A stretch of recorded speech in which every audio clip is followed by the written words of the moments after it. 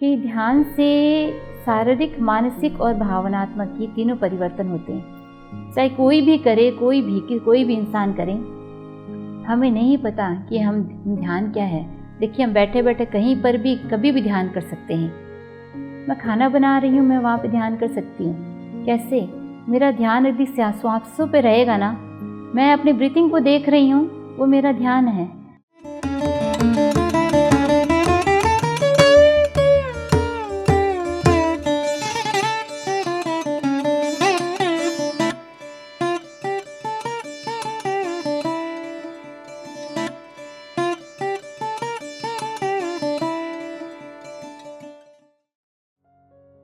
भगवान आदिनाथ को नमन, आचार्य मानतुंग जी को नमन, भक्तांबर स्तोत्र को नमन, जैन धर्म को नमन, आचार्य महाप्रज्ञ जी महाश्रमण जी को नमन। पत्री जी को प्रणाम करती हूँ। मेरा परिचय मैं देती हूँ। मेरा नाम है ममता दोड़िया। मैं कटक उड़ीसा से हूँ। मेरा जन्म नेपाल में हुआ था, विराटनगर नेपाल में। वहीं पे पली बड़ी, स्कूलिंग भी मेरी वहीं पे हुई थी। एक अच्छा सुसंपन्न परिवार, घरेलू माहौल पूरा, हर चीज़ की सुविधा थी, मगर हर चीज़ का महत्व हमें बताया जाता था। मेरे बचपन के बारे में बता रही हूँ।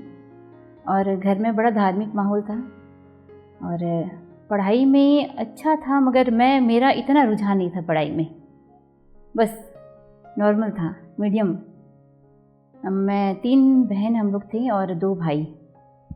तो मैं सबसे बड़ी थी, मेरे से बड़े भैया थे। तो मेरे दादा दादी की मैं कुछ प्रिय थी, तो उनको थोड़ा सा मेरी मम्मी को घर में कामों में हाथ बटाना और इसमें मेरा ज़्यादा इंटरेस्ट रहता था। पढ़ाई में इतना नहीं था। और मेरे पापा बिल्कुल अलग विचारों के थे। पापा चाहते थे कि हम बहुत पढ़े लिखें, कहीं बाहर जाएं। आज से मैं 30 साल पहले की बात बता रही हूँ, जब कंप्यूटर बिल्कुल नया नया आया था। तो पापा चाहते थे कि नहीं, हम सब कंप्यूटर करें। तो मैंने कहा, पापा अभी तो क्लास में कोई भी बच्चे नहीं कर रहे हैं, लड़कियां तो बिल्कुल भी नहीं कर रही है। मेरे पापा ने कहा, एक काम करो, तुम घर में बैठ जाओ। मतलब उस वक्त एकदम नया इंट्रोड्यूस हुआ था नेपाल में ही, और वो पहली स्कूल थी जिसने ना कंप्यूटर क्लासेस वहाँ पे रखी थी। तो मेरे पापा के कहने पे मैंने क्लासेस शुरू की। मतलब उनका सोच बहुत बहुत अलग था, बहुत आगे था। हम लोग जैसे, मेरे को पेंटिंग वगैरह का शौक़ था, मैं वो सब करती ना, तो वो नहीं समझ में आता उनको। वो चाहते थे कि हम पढ़ लिख के ऑफिस जाएं। आज से 30 साल पहले, 25 साल पहले की बात बता रही हूँ मैं। वो चाहते थे 10 क्लास कर ली तुम लोग, तब जाओ, तुम लोग ऑफिस जाना शुरू करो, कुछ सीखो वहाँ पे, कुछ और तरह का अर्निंग का करो। घर में सब कुछ सुविधा, सब कुछ संपन्न था, फिर भी उनकी सोच कुछ अलग थी कि लड़कियाँ कुछ करके दिखाए, वैसा सोच था उनका। और किताब पढ़ने का उनको बहुत शौक़ था। उनकी वजह से जब वो बुक्स लेके आते थे ना, शायद वही शौक़ मेरे में आया और मैं बहुत सारी बुक्स पढ़ने लगी। उसमें से हेल्थ कंसर्न किताबें जो थी, तो मुझे बहुत बढ़िया लगती थी। वो निरोगधाम खास करके उनकी बहुत फेवरेट बुक थी, तो मुझे भी बहुत पसंद थी। वो जितनी हेल्थ से रिलेटेड बुक थी वो मैं बहुत पढ़ती थी। उसी वक्त हमारे गुरु महाप्रज्ञ जी के लिए मैंने बहुत सुना था, वो ध्यान कराते थे, पर मेरे को उस वक्त समझ में नहीं आता था ध्यान क्या है। मैंने काफ़ी शिविर में भाग लिया, उनके काफ़ी प्रोग्राम्स होते थे। हम लोग 5 दिन 7 दिन हम लोग लड़कियां सारी पार्ट लेती, हम लोग दिन भर वहाँ पे रहते थे उनके शिविर में, मगर ध्यान क्या है हम लोग उस गहराई को नहीं समझ पाए थे बिल्कुल भी। फिर एक बीकॉम करते करते मेरी शादी की बात चली उड़ीसा में रहने वाले, कटक में रहने वाले अरुण दोड़िया से, और शादी पक्की हो गई। शादी होने के बाद में 1999 में शादी हुई हमारी, 3 बच्चे हुए। मैं पूरी घरेलू जो माहौल होता है ना, उसमें पूरी सेट हो गई एकदम। मतलब मेरे को परिवार, घर, काम, बच्चे के सिवाय कुछ भी नहीं दिख रहा था, मैं उसी में पूरी व्यस्त एकदम। उतने में क्या हुआ, तो शादी के 10 साल के बाद में तबीयत थोड़ी सी सुस्त रहने लगी, बीपी लो, थायराइड और इस तरह से कुछ हेल्थ प्रॉब्लम्स मेरे आने लग गए। तो उतने में कांता आंटी का सुनी, तो कांता आंटी हमारी अच्छे संपर्क में थी, हमारा अच्छा रिलेशन है। तो मेरे हस्बैंड ने कहा, कांता आंटी ध्यान की क्लासेस करवा रही है, 40 डेज़ का क्लासेस चल रहा है, एक बार तुम वहाँ पे जा कर के देखो। तो मैं गई, इनकी 5-6 क्लासेस ज्वाइन की, मगर मैं श्वास की क्रिया को नहीं जान पाई थी बिल्कुल भी। मैं जाती, मेरे को अच्छा लगता वहाँ पे बैठना, पता नहीं, मैं आती, मैं बोलती पता नहीं मेरे को बढ़िया लगता है, पर है ना मैं वो चीज़ को पकड़ नहीं पाई थी कि ध्यान क्या है। फिर एक दिन कांता आंटी मेरे घर में आई, उनका 40 डेज़ क्लासेस कंप्लीट हो गया, तो एक दिन मेरे घर पे आई थी और मेरे को बोली, ममता तुम अपने घर पे 40 डेज़ का क्लासेस रखो। मैं बोली आंटी ये कैसे पॉसिबल है, क्योंकि मेरे छोटे छोटे बच्चे हैं, बेटा मेरा तो 2 साल का है और मेरे father in law mother in law नहीं है यहाँ पे, वो लोग गुरु की सेवा में गए हुए हैं राजस्थान, ये बिल्कुल भी पॉसिबल नहीं है। तो बोले देखो तुमको कोई मना नहीं करने वाला, क्योंकि तुम्हारे सास ससुर भी धार्मिक है, वो भी तुमको मना नहीं करेंगे कि तुम ध्यान की 1 घंटा क्लास नहीं करो। मैं बोली नहीं वो बात नहीं है। वो मेरे को कन्विंस की और मैंने क्लासेस शुरू कर दी। मेरे को फर्स्ट डे पता नहीं मैं श्वास के साथ जुड़ने लगी। मेरे को फर्स्ट डे मेरे घर में जो क्लास किया बहुत बढ़िया लगा, मेरे को इतना अच्छा लगा।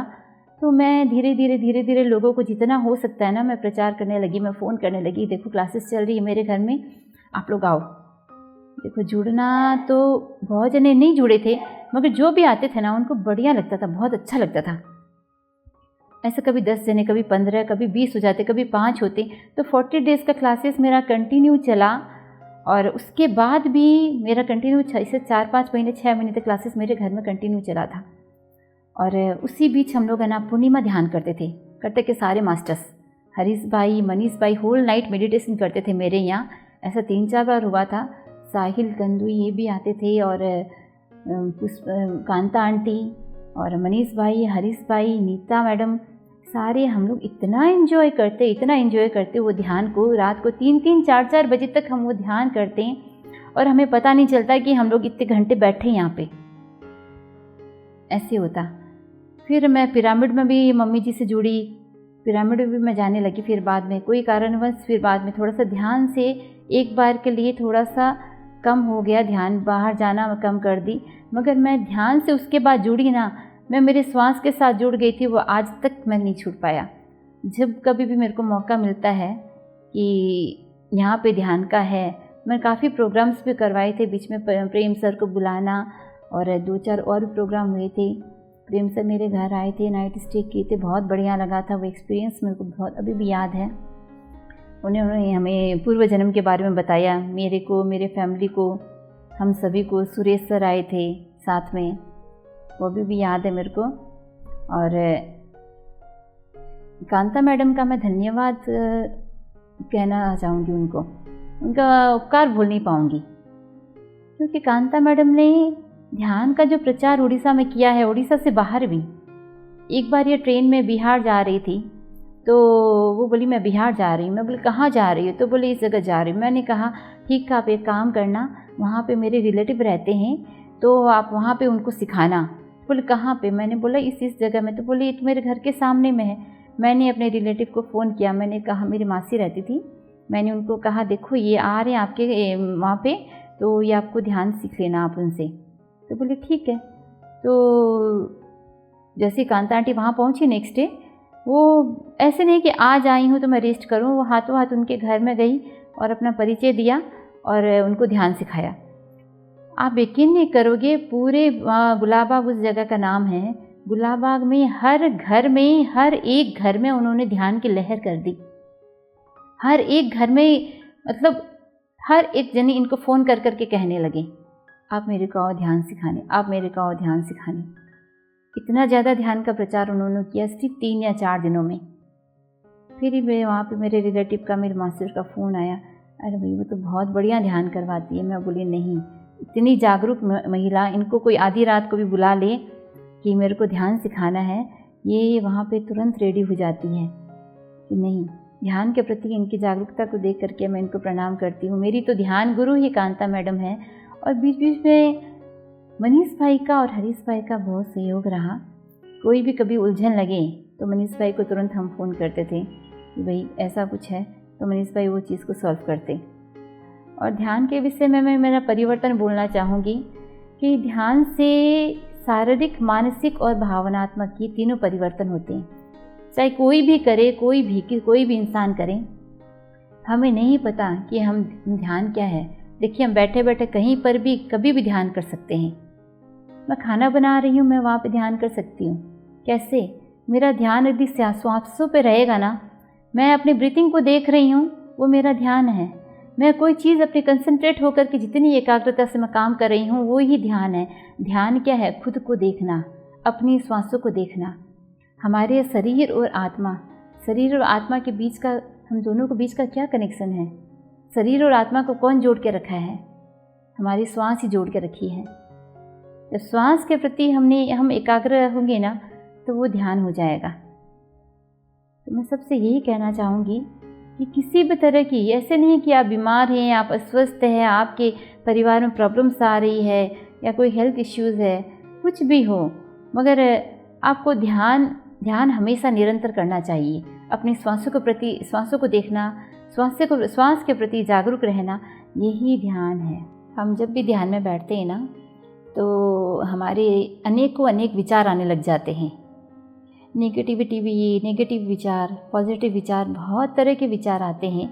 अब देखिए, हमारे प्रत्येक विचार है ना हमारे हाइपोथैलेमस ग्लैंड में जाके टकराते हैं।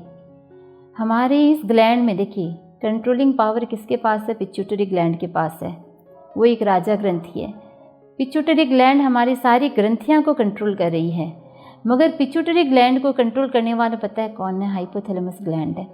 तो हाइपोथैलेमस ग्लैंड में हमारे जो भाव टकराते हैं ना, हमारे फिर वैसे ही स्राव हमारे पूरे शरीर में बहने लग जाते हैं।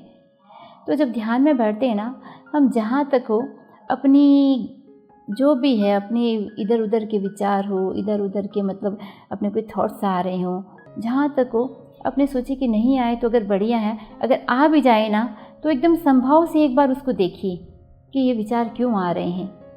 क्योंकि आप कोशिश करेंगे तभी विचार आपका पीछा नहीं छोड़ेंगे। आप सोच रहे हैं ना कि आप ध्यान में बैठ गए तो क्या विचार आपका पीछा छोड़ देंगे? नहीं छोड़ेंगे आपका पीछा।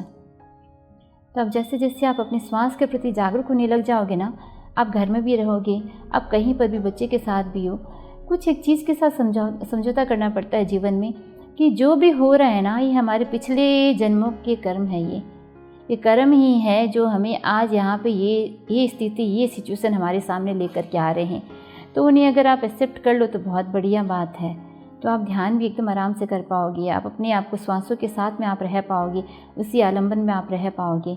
तो इससे क्या होगा, जैसे हमने भाव लेकर के आएंगे ना, वैसे हमारा श्वास की क्रिया होगी, वैसे ही विचार आपके मन में आएंगे। मैं अभी फ़िलहाल एक एक्यूप्रेशर सेंटर से जुड़ी हुई थी कम से कम 10 वर्षों से, और आज मैं भक्तांबर हीलिंग सेंटर से जुड़ी हुई हूँ। मैं एक्यूप्रेशर में मैंने डिप्लोमा किया था, और जब भी मैं एक थेरेपिस्ट हूँ, OSS उड़ीसा स्वास्थ्य सेवा संघ में मैं एक्यूप्रेशर थेरेपिस्ट हूँ। तो मैं जब पेशेंट को लेके बैठती ना, उनको प्रेशर भी देती एक्यूप्रेशर के, तो मैं उनको सबसे पहले एक ही सजेशन देती, भाई तुम थोड़ा सा अपने श्वास की ओर देखो। मैं ऐसे नहीं बोलती कि आप ध्यान करो, क्योंकि ध्यान बोलना ये बहुत ऊंची चीज़ है। ये मतलब जितने भी तप धर्म जितने भी है ना, त्याग, सबसे उच्च वर्ग में ध्यान है। तो अगर ध्यान बोलेंगे ना तो ये इतना ऊंचा वर्ड किसी को नहीं समझ में आता है। तो आप ऐसे बोलेंगे ना कि ना आप श्वासों के साथ रहो। और मैं वहाँ पे उनको बताती भी थी, आप श्वास लो छोड़ो, श्वास लो छोड़ो, ऐसे आपको 20 टाइम्स करना है। और आज भी भक्तांबर हीलिंग सेंटर मैंने खोला है, कटक का पहला सेंटर है ये। तो वहाँ पे भी मैं 15 मिनट पहले ध्यान करवाती हूँ लोगों को, क्योंकि मैंने देखा है श्वास के प्रति, देखिए लोग अगर जागरूक रहेंगे ना तो स्वस्थ पहले होंगे और विचारधारा उनकी बदलेगी। क्योंकि हम जितना दीर्घ श्वास लेते हैं ना, हमारी ऑक्सीजन लेवल हमारा 20 टाइम्स बढ़ जाता है। हम नॉर्मल जितना हम एक श्वास में हम ले पा रहे हैं, छोटी श्वास हमारी आती है, और दीर्घ श्वास में जितना ऑक्सीजन हमारे बॉडी में जाता है 20 टाइम्स ज़्यादा, उससे हमारे ब्लड वेसल्स, क्या हमारे सारे सेल्स, टिश्यूज़, हमारे बॉडी में ब्लड सप्लाई, ये सारे बढ़ जाते हैं, सारी ग्रंथियाँ हमारी सक्रिय हो जाती है। तो इससे हम और ज़्यादा स्वस्थ अनुभव करेंगे अपने आप को। तो अगर कहीं पर भी मौका मिले ना, तो मैं तो ध्यान सिखाना, मैं ध्यान शब्द यूज कम करती हूँ। मैं यही कहती हूँ, आप अपने श्वासों को देखो। मैं चाहती हूँ कि सभी बच्चे हो या बड़े हो, बच्चे भी कोई पास में बैठे ना, तो उनको ये बताती हूँ कि भाई आप श्वास के साथ जुड़ के रहो, लंबा श्वास लो छोड़ो, श्वास लो छोड़ो। तो ऐसे करके अगर कहीं पर भी अपने को मौका मिल जाए लोगों को किसी भी तरह से ध्यान सिखाने का, तो हमें ध्यान का प्रचार करना चाहिए। जैसे कि, और उदाहरण मैं लूँगी कांता आंटी का, जो कटक उड़ीसा ही नहीं पूरे इंडिया में या कहीं पर भी इनको मौका मिले, उन्होंने तो अपना जीवन समर्पित कर दिया। हम उनकी तरह तो नहीं कर सकते, मगर आज जितना भी कोशिश करें, दिन में एक व्यक्ति हो या सप्ताह में एक व्यक्ति हो, किसी को भी अगर किसी पर भी अगर हम जागरूकता लेकर के आए ध्यान की, तो ये बहुत बड़ी बात होगी हमारे लिए। धन्यवाद, धन्यवाद, धन्यवाद।